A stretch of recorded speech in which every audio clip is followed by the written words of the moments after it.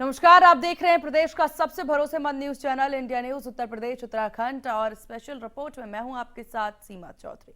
Special report में आज चर्चा करेंगे, जहां आपको बता दें कि बहुजन समाज पार्टी सुप्रीमो मायावती ने लोकसभा चुनाव के बीच अपने भतीजे आकाश आनंद को पार्टी के नेशनल कोऑर्डिनेटर और उत्तराधिकारी की जिम्मेदारी से हटा दिया है। इस फैसले के चलते उत्तर प्रदेश की सियासत गर्मा गई है। हैरानी इसलिए भी जताई जा रही है क्योंकि मायावती ने खुद आकाश आनंद को राजनीति के गुण सिखाए, खुद आगे बढ़ाया और यहां तक कि पार्टी के बड़े नेता के तौर पर इस लोकसभा चुनाव में उन्होंने उन्हें सामने भी लेकर आया।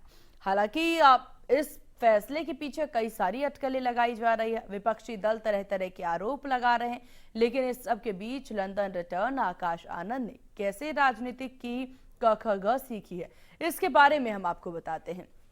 तो आकाश आनंद बसपा सुप्रीमो मायावती के छोटे भाई आनंद कुमार के आपको बता दें कि बेटे हैं। आनंद खुद भी राजनीति में एक्टिव हैं। वे पार्टी के उपाध्यक्ष हैं और आकाश आनंद ने अपनी शुरुआती पढ़ाई दिल्ली से की, फिर लंदन चले गए। वहां पर उन्होंने MBA की डिग्री हासिल की और इसके बाद साल 2017 में वो भारत लौट आए। आकाश साल 2017 में उस वक्त सुर्खियों में आए जब खुद मायावती ने सहारनपुर की चुनावी रैली में पार्टी कार्यकर्ताओं से आकाश को मिलवाया था। उस वक्त मायावती ने आकाश का परिचय लंदन से MBA ग्रेजुएट के तौर पर कराया था और कार्यकर्ताओं को बताया कि पार्टी मामलों में भी अब शामिल होंगे। इस बार आकाश ने धीरे धीरे इसके बाद राजनीति में कदम बढ़ाया। साल 2019 मायावती ने औपचारिक तौर पर आकाश आनंद को बसपा में शामिल करने का ऐलान कर दिया। 2019 के लोकसभा चुनाव में आकाश आनंद पार्टी के स्टार प्रचारकों की सूची में से थे। 2019 में जब सपा बसपा का गठबंधन हो रहा था, तब आकाश आनंद मायावती के साथ काफी ज्यादा सक्रिय नजर आ रहे थे और इस चुनाव में जब चुनाव आयोग ने 48 घंटों के लिए मायावती पर प्रचार करने से रोक लगा दिया, तो आकाश आनंद ने आगरा में पहली बार चुनावी रैली की थी। हालांकि जब सपा बसपा का गठबंधन टूटा, पार्टी में भी बड़ी फेरबदल हुई और इस बीच जून के महीने में मायावती ने आकाश आनंद को नेशनल कोऑर्डिनेटर बना दिया था। अब आकाश को यूपी उत्तराखंड के बाहर भी काम देखने की जिम्मेदारी मिल गई। पिछले साल आकाश आनंद की शादी हुई तो मायावती आशीर्वाद देने पहुंची थी। बीते साल 10 दिसंबर को मायावती ने आकाश आनंद को अपना उत्तराधिकारी घोषित कर दिया था। तो कुल मिलाकर स्पेशल रिपोर्ट में आज चर्चा करेंगे कि मायावती ने आकाश आनंद को आखिर क्यों हटाया। इतनी सारी उपाधि देने के बाद, इतना ज्यादा जिम्मेदारी देने के बाद ऐसा क्या हो गया कि तुरंत ही सारी जिम्मेदारियां छीन ली गई। आकाश का सियासत पर मायावती ने ब्रेक क्यों लगा दिया, इसी मुद्दे पर आज करेंगे चर्चा, लेकिन उससे पहले बयान और रिपोर्ट देखिए।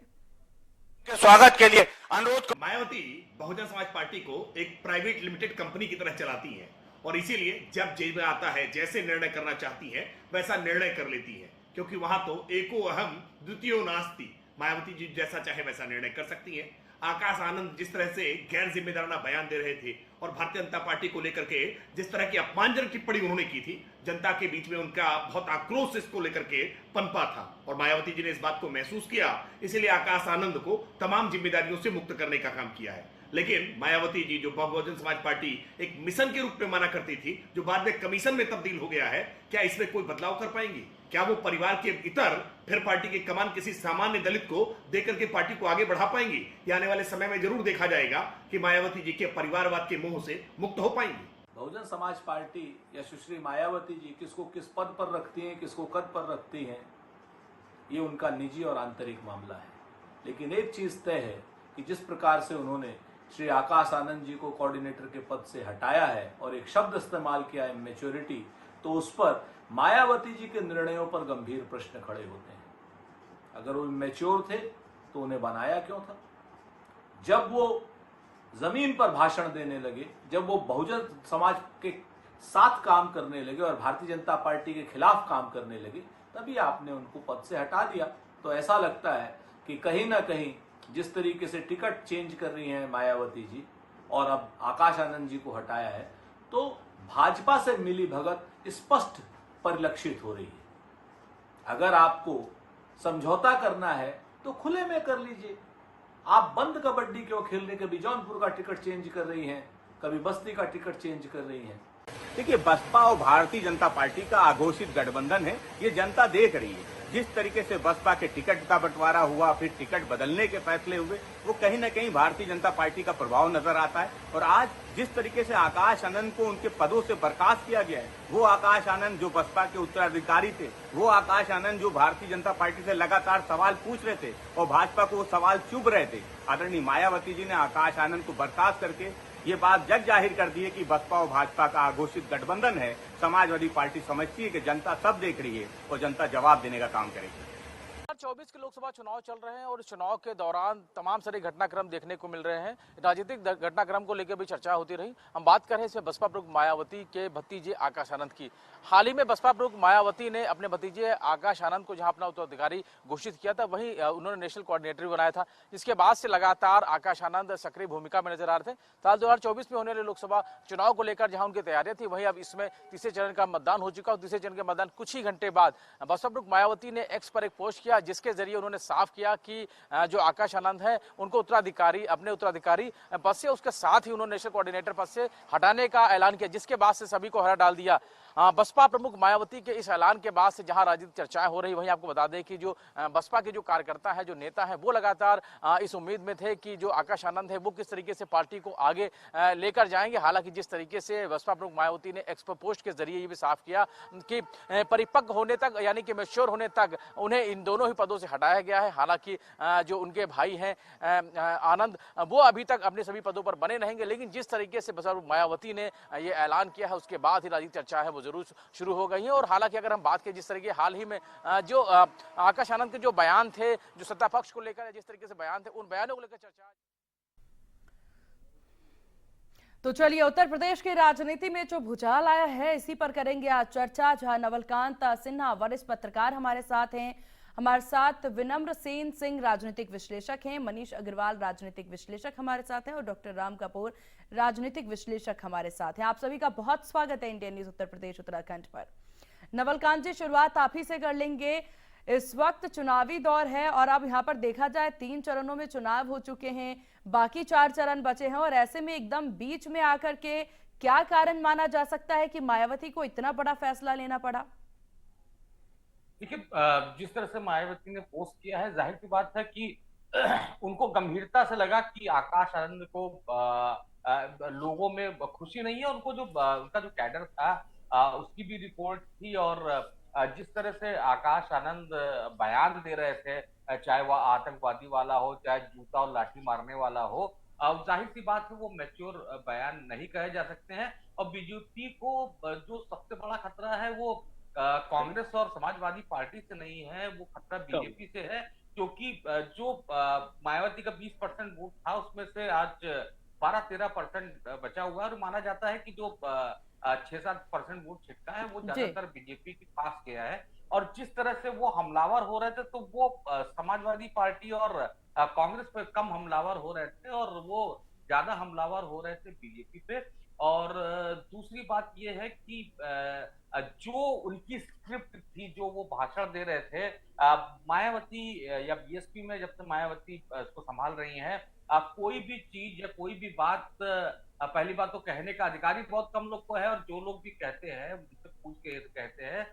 तो मायावती को लगा कि जिस तरह से हमलावर बीजेपी पे है, वो पार्टी के लिए फायदेमंद होने के बजाय नुकसानदेह ज्यादा हो सकता है, और इसका जो उनका वोट अगर कहीं छटकता है तो उसका नुकसान बीएसपी को होगा। मुझको लगता है ये मूल वजह बनी। और दूसरी बात, ये निर्णय भी मायावती का संशय के घेरे में, क्योंकि मायावती ने ही ऐसे महत्वपूर्ण पद पे आकाश आनंद को बैठाया था और खुद ही तीसरे चरण होते होते हटा दिया। तो जाहिर सी बात है कि उनके निर्णय पे भी सवाल जरूर खड़े होते। बिल्कुल। और मनीष जी, यहाँ पर देखिए, नवलकांत जी ने जिस तरीके से एक बात कही, बयानबाजी की बात की, आकाश आनंद के बयान जो है अक्सर ऐसा हुआ करते थे, ऐसा लगता था कि भीड़ के सामने जाते ही वो कुछ से कुछ बोल देते हैं, अपना आपा खो देते हैं। और ऐसी तस्वीरें भी कई बार सामने आई जहां पर जैसा कि जिक्र किया नवलकांत जी ने, आतंकवाद वाले बयान की बात कर ली जाए या फिर जूते और लाठी मारने वाली बात यहाँ पर की जाए, लेकिन इन सब बयानों को सपा कुछ और ही बोलती नजर आ रही है। सपा के द्वारा ये कहना है कि मायावती ने इसी बयान की वजह से उन्हें हटाया है, क्योंकि बीजेपी की आलोचना नहीं बर्दाश्त कर सकती हैं वो। सीमा जी, आकाश आनंद बहुत तेजी से आकाश में विचरण कर रहे थे, जो कि बीएसपी की कार्यशैली नहीं है। आदरणीय बहन जी की जो कार्यशैली है, आपने देखा होगा, जब कभी वो खुद भी संबोधित करती है लोगों को, तो वो एक पेपर के थ्रू संबोधित करती है। वो बहुत सोच समझ के पढ़ लिख के आती है कि हमें अपने लोगों से क्या बोलना है, हम्म। कैसे उनसे जुड़ना है। आपने इससे पहले देखा होगा, सतीश चंद्र मिश्रा है, नसीमुद्दीन सिद्दीकी है, बाबू सिंह कुशवाहा है, बड़े बड़े नेता रहे बीएसपी में, लेकिन कोई भी डायरेक्ट संबोधन नहीं करता था, अखबारों को, चैनलों को पर्सनल इंटरव्यू नहीं देता था। बीएसपी में जो बहन जी बोलती है वही उनके शब्द होते हैं, वही बीएसपी के शब्द होते हैं। बहन जी के नेतृत्व में उन्हें एक आदरणीय सिपाही की तरह रहना चाहिए था। उससे आगे अगर आप बीएसपी में जाने की कोशिश करेंगे तो बहन जी की कार्यशैली में वो सही नहीं लगता उन्हें। उन्हें ये मालूम है कि हमें अपने कार्यकर्ताओं को कैसे समझाना है, कैसे बोलना है, और वो ये कभी नहीं चाहेंगी कि कोई भी और नेता इतना पावरफुल हो जो डायरेक्ट एड्रेस करे और वो चीजें बोले जो उनके पार्टी के कल्चर में नहीं रही हैं। 2-3 दिन पहले जैसे ही बहन जी ने उन्हें की सारी रैलियां रद्द करी थी, वहीं से ये क्लियर हो गया था कि एक कठोर डिसीजन लिया जाएगा और आकाश आनंद जी को वापस दिल्ली भेज दिया गया था। लेकिन उनकी राजनीतिक गतिविधियां वहां पे भी चलती रही। वो और संगठनों से और छात्र नेताओं से मिलते रहे। जो बहन जी को नागवार गुजरा तो उन्होंने एक स्ट्रिक्ट डिसीजन लिया, और बहन जी एक स्ट्रिक्ट डिसीजन लेने के लिए हमेशा मशहूर रही हैं, चाहे वो सरकार में हो या ना हो। लेकिन उनके डिसीजन जो है, उनका पार्टी और कैडर मानता है, उनके वहां कोई सवाल उठाने वाली राजनीति नहीं है। अगर आपने पहले देखा हो तो आकाश आनंद के पिताजी को भी एक बार उन्होंने ऐसे प्रमोट करने की कोशिश करी थी, इतनी तेजी से वो भी आगे नहीं बढ़े थे, लेकिन फिर उन चीजों का भी हश्र वही हुआ जो आज आकाश आनंद जी का हुआ है। अब आकाश आनंद जी की वापसी बीएसपी में कब और कैसे होती है, ये तो अभी हम लोग कमेंट नहीं कर सकते। लेकिन बहन जी जो है वो एक संतुलित एनवायरमेंट में रहने की आदी है, उन्हें इस तरीके की तेजी पसंद नहीं आती। आज आप देखिए, अब सारी सारी रैलियां वो खुद संबोधित करेंगी, अपनी जनता से संवाद करेंगी, और वो चाहे पूर्ण बहुमत में रही हो, चाहे पिछली बार उनकी एक सीट हो, उनकी कार्यशैली में इससे कोई बदलाव नहीं आता। चलिए ठीक है, डॉक्टर राम कपूर हमारे साथ लगातार बने हुए हैं। डॉक्टर राम कपूर, यहाँ पर अगर देखा जाए, क्योंकि बात एथिक्स की हो रही है, जहां बसपा सुप्रीमो की एथिक्स की बात की जा रही है कि किस प्रकार से यहाँ पर जो बसपा सुप्रीमो है वो अपनी बात को, अपनी स्पीच को लेकर के आगे बढ़ती है, तो बहुत सोच समझ करके अपनी बातों को अपने सुनने वालों पर रखते हैं। यानी उनका टारगेट ऑडियंस जो है और उनको सुनने वाले जो लोग हैं वो अलग हैं। और जैसे ही आकाश आनंद ग्राउंड पर उतरते हैं और उनके द्वारा जिस तरह का भाषण दिया जाता है, वो बसपा बर्दाश्त नहीं कर पा रही है। बसपा के जो टारगेट ऑडियंस है वो नहीं बर्दाश्त कर पा रही है। यही मुख्य वजह बस माना जा सकता है आकाश आनंद को इस पोस्ट से, इस जगह से निष्कासित करने का, या फिर कुछ और भी वजह है आपके परिप्रेक्ष्य में? देखिए, पहली बात तो यही है कि जी जी सर, पहली बात तो यही है कि मायावती जी ने कहा है कि उनके उत्तराधिकारी आकाश आनंद है। मुझे एक बात आइए, क्या ये प्राइवेट लिमिटेड कंपनी फॉर्म की हुई है? ये क्या है जो उन्होंने अपने उत्तराधिकारी घोषित किया हुआ है? कट गई आवाज। नहीं सर, आप अपनी बात रखिए, आपकी आवाज आ पा रही है। तो नहीं,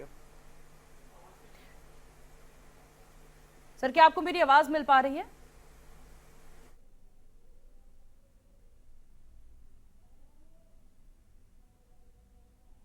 चलिए, उन तक आवाज नहीं पहुंच पा रही है। सर आपके पास आएंगे और जल्दी ही टेक्निकल टीम इस पर काम करेगी। विनम्र सेन सिंह जो हमारे साथ लगातार बने हुए हैं, राजनीतिक विश्लेषक हैं आप। सर, ये जो सवाल मैंने डॉक्टर राम कपूर जी से पूछा, यही सवाल आपसे, क्या लग रहा है कि सिर्फ यही वजह है कि क्यों वो बिना सोचे समझे बयान दे देते हैं, अन्य नेताओं की तरह जब पब्लिक के बीच में जाते हैं समझ नहीं पाते कि भाषा की मर्यादा क्या है? सिर्फ यही एक कारण है या फिर कारण कुछ और? नहीं, देखिए, एक कारण ये जरूर है, लेकिन केवल यही कारण नहीं। एक कारण तो जैसा कि पहले के मनीष जी ने कहा, लवल जी ने कहा कि अनुशासन का उल्लंघन मायावती के अलावा बहुजन समाज पार्टी में कोई दूसरा नहीं कर सकता। मायावती ही बोलेंगी, बाकी सारे कार्यकर्ता हो या नेता हो, सभी लोगों को सुनना। और बल्कि अगर आप ये कह दें कि बहुजन समाज पार्टी में केवल और केवल एक ही नेता है, उसका नाम है मायावती, दूसरा और कोई नेता नहीं है, बाकी सभी लोग कार्यकर्ता हैं, सबको सुनना है। इस चीज का उल्लंघन किया इन्होंने। तो इसलिए उनका निष्कासन किया गया। कई कारण है ऐसे, जैसे मर्यादा का उल्लंघन किया। एक तो मायावती के आप पुराने ट्रैक रिकॉर्ड को देख लीजिए या कभी भी उनके भाषण को देख लीजिए, वो कभी सीधे किसी पर इस तरह के अराजक टिप्पणी या इस तरह का अमर्यादित भाषण करते हुए आप मायावती को कभी नहीं पाएंगे। या मायावती के पार्टी के किसी नेता को अगर आपने देखा होगा तो एक नसीमुद्दीन सिद्दीकी को उसका दूसरा संदर्भ था, इसलिए वो किया उन्होंने। और वो भी मायावती के चापलूसी में किया, उसका दंड नसीमुद्दीन सिद्दीकी को भोगना पड़ा। दूसरा एक और मजबूत कारण दिखाई पड़ता है मुझे कि कहीं ना कहीं ऐसा जरूर रहा होगा कि मायावती को सुपरसीड करने का प्रयास किया जा रहा। कहीं ऐसा रहा होगा कि मायावती के निर्णयों पर अपने निर्णयों से टकराने की बात होगी। मायावती सामान्य तौर पर जिसको उत्तराधिकारी जैसा कहा आपने कि अभी अभी रवि जी कह रहे थे कि उत्तराधिकारी क्या प्राइवेट लिमिटेड कंपनी है, तो ये जो क्षेत्रीय दल है उत्तर प्रदेश के प्राइवेट लिमिटेड कंपनी ही है। समाजवादी पार्टी में किसी ने सवाल नहीं उठाया कि मुलायम सिंह का उत्तराधिकारी अखिलेश यादव कैसे हो गए। उसी तरह से कांग्रेस पार्टी में कोई सवाल नहीं उठा सकता कि इन सोनिया गांधी और सोनिया गांधी के बाद फिर राहुल गांधी और राहुल गांधी के बाद फिर प्रियंका गांधी, प्रियंका गांधी के बाद फिर प्रियंका गांधी के बच्चे, ये कैसे उत्तराधिकारी हो जाएंगे। तो ये सवाल ही आज के डेट में ये बेमानी है। लेकिन जब उन्होंने उत्तराधिकारी बनाया तो उसका मतलब ये नहीं था कि आप मायावती को सुपरसीड करें। ये बात कहीं ना कहीं मायावती को खली होगी कि जो सीधा पहुंच वो कार्यकर्ताओं तक मायावती को साइड लाइन करने का अगर प्रयास किया गया होगा तो जरूर ये कारण बना होगा उनके निष्कासन और उनको सभी पदों से मुक्त करने के पीछे। बिल्कुल, और ये बहुत सी वजह है जो यहाँ पर सामने आ रही है। डॉक्टर राम कपूर, क्या आपको मेरी आवाज मिल पा रही है?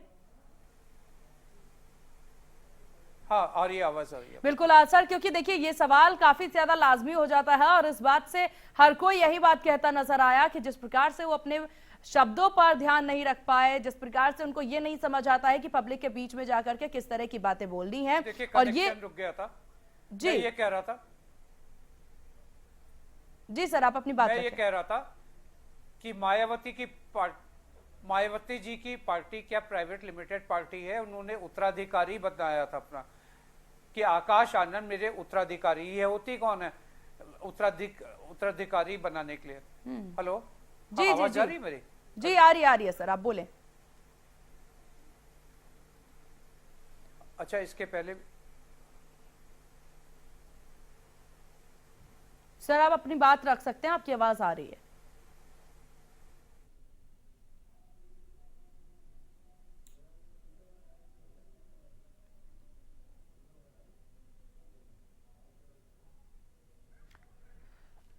चलिए ठीक है डॉक्टर राम, आपके पास आएंगे क्योंकि आप तक आवाज नहीं पहुंच पा रही है तो टीम जरूर आपसे संपर्क करेगी। तो जहां देखिए मनीष जी, क्योंकि ये बात काफी ज्यादा सोचने वाली है, चुनाव में 3 चरण बीत चुके हैं और 3 चरणों के बाद अब बसपा सुप्रीमो के द्वारा एक और बड़ा फैसला ले लिया जाता है। इस वक्त अगर उत्तर प्रदेश में बसपा की स्थिति पर बात कर ली जाए, इस वक्त क्या समझ पा रहे हैं आप कि किस तरह की स्थिति बीएसपी की प्रदेश में?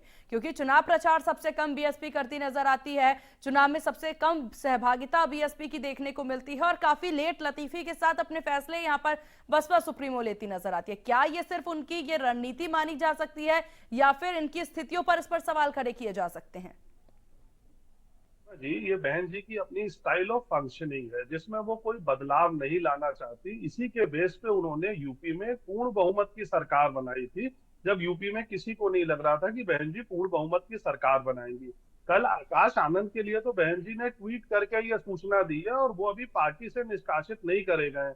अगर ये कोई और व्यक्ति होता बीएसपी में तो किसी एक आम कार्यकर्ता के सिग्नेचर से कल वो एक चिट्ठी रिलीज कराती कि ये पार्टी की सारी पदों से निष्कासित कर दिए जाते हैं। आकाश आनंद के लिए तो फिर भी उन्होंने ये संवेदना रखी कि उन्होंने जो कोऑर्डिनेटर और उत्तराधिकारी का पद दिया था वहां से हटाया है। क्योंकि आप देखिए, जब उन्होंने उत्तराधिकारी बना दिया तो आप उन्हें किसी तरीके से सुपरसीड करने की कोशिश करेंगे, जैसे अभी पूर्व वक्ता कह रहे थे। ये आज के समय में बड़ा मुश्किल काम है और बहन जी का अपना तरीका है काम करने का, वो कभी भी सरप्राइज कर सकती है। उन्होंने 2019 के चुनाव में अखिलेश यादव के साथ कोलैबोरेशन करके 10 सीटें लोकसभा के चुनाव में हासिल करी। अखिलेश यादव उनसे आधी सीट पे रह गए, 5 सीट पे। तो ये उनकी अपनी रणनीति है। किसी को उम्मीद नहीं थी कि वो सेकंड लार्जेस्ट पार्टी बनके यूपी में उभरेंगी। इस समय जैसे नवलकांत जी कह रहे थे, बस बीएसपी को एक यही खतरा है कि बीएसपी का वोटर नई जगह तलाशने जा रहा है और वो नई जगह उसको भाजपा में मिल रही है। कुछ परसेंटेज ऑफ वोटर भाजपा में आ गए हैं। इसीलिए बहन जी का ये विरोध था कि अगर आकाश ऐसे बयान देंगे जो बीजेपी से विरोधाभासी होंगे, तो फिर वोटर ये चूज करने पे आता है कि मैं आपको वोट दूं या उनको वोट दूं। उनका वोटर उनकी नॉलेज में साइलेंट है, वो उनको वोट देता है, वो अपनी बातें जाके कहती है कि मैं बन जाऊंगी, मैं आगे ये देश को चलाऊंगी, क्या मैं प्रधानमंत्री नहीं बन सकती? क्योंकि वो भारत की सबसे बड़ी दलित नेता है इस समय, इसमें कोई कहने की बात नहीं है। और उनके एडमिनिस्ट्रेशन स्किल्स को सबने देखा था, तो उनको अपनी बात कहने का पूरा हक है। उत्तराधिकारी के लिए रीजनल पार्टीज में ज्यादातर ये होता है, भारत में राष्ट्रीय पार्टी में भी ये होता है, लेकिन आप देखिएगा 2022 के बाद ये पहला चुनाव है अखिलेश यादव जो अपने माननीय नेताजी मुलायम सिंह यादव के बिना लड़ रहे हैं। तो ये रिजल्ट 2024 का उनका भी राजनीतिक भविष्य तय करेगा, क्योंकि 2022 तक के चुनाव में नेताजी थे, आज नेताजी नहीं है। तो बीएसपी या अखिलेश यादव या ऐसी जो छोटी रीजनल पार्टीज हैं, उनका राजनीतिक भविष्य इस समय दांव पर है, क्योंकि वो अलग अलग कोलैबोरेशन करके सर्वाइव नहीं कर पा रहे हैं। और बीजेपी को यही चीज ओवरकम करनी है उस चुनाव में, अगर उनका वोट का फिगर जो है मैजिक फिगर 50% के आसपास। और काफी चीजें यहाँ पर मनीष जी देखने को मिल रही है रणनीति को लेकर के। डॉक्टर राम कपूर, क्या आपको मेरी आवाज मिल पा रही है? जी आ रही है आपकी आवाज। डॉक्टर राम कपूर, आप अपनी बात रख सकते हैं, आपकी आवाज पहुंच पा रही है हम तक। हाँ देखिए, सच बात यह है कि मायावती को ये मालूम हो गया है कि उनके पैरों के नीचे जमीन खिसक चुकी है। अब वो पैनिक कर रही हैं और आकाश आनंद एक बहाना है। उन्होंने ये दिखाया है कि देखो कोई भी गड़बड़ करेगा तो मैं इसको निकाल दूंगी, और गड़बड़ी दूसरी तरफ से मेरी तरफ से नहीं है।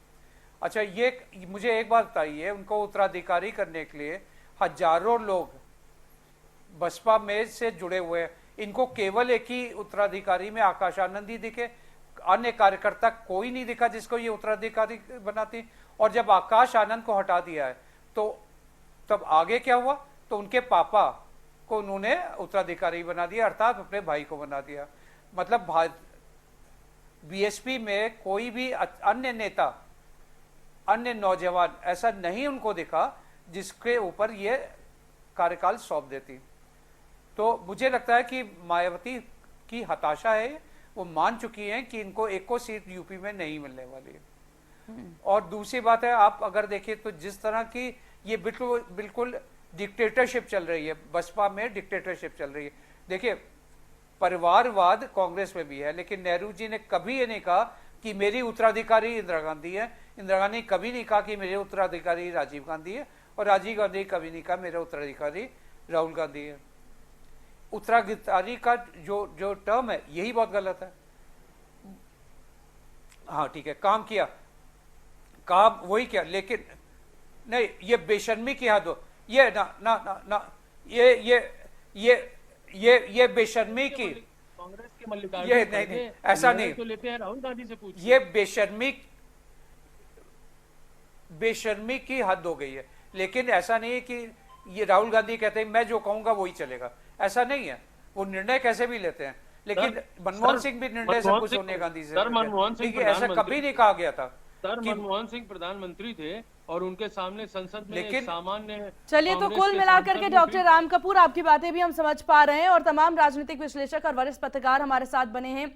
आप सभी ने जो बात इस वक्त उत्तर प्रदेश की राजनीति को लेकर और खासतौर पर बसपा को लेकर, आकाश आनंद को लेकर के कही है, इस बात को सोचने और समझने की जरूरत है कि आखिरकार बसपा की राजनीति कहां जा रही है।